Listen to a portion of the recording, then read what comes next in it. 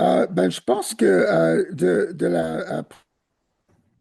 écoute, il y a une secte, c'est vrai, les sectes le plus orthodoxes juifs qui disent que le fait que Dieu va récupérer tous les Juifs du monde et les amener en Israël à la fin des temps, ça va être un acte de Dieu.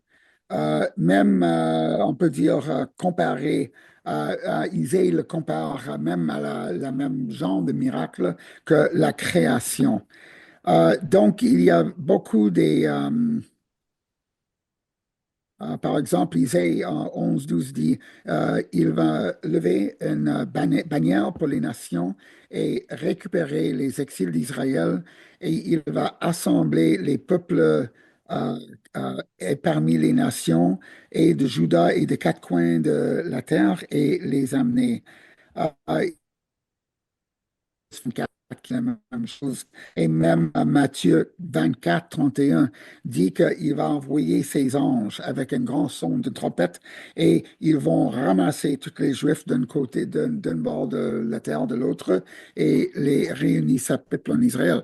Donc, cette secte dont vous parlez, orthodoxes, c'est pas tous les orthodoxes, mais une partie des orthodoxes, vu qu'ils pensent que ça va être un acte de Dieu, eux, ils croient que l'homme ne doit pas intervenir.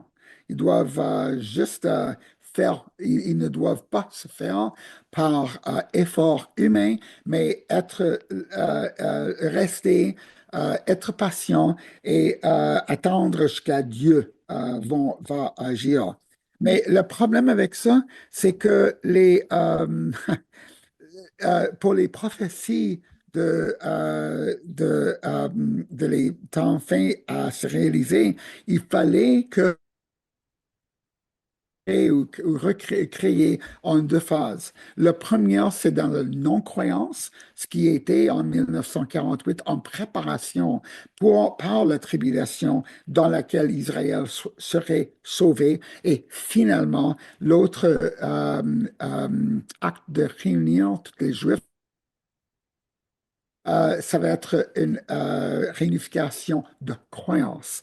Donc, moi, je ne suis pas d'accord avec ces orthodoxes juifs qui pensent que ça va être uniquement un acte de Dieu quand Dieu nous dit toujours et souvent qu'on va agir.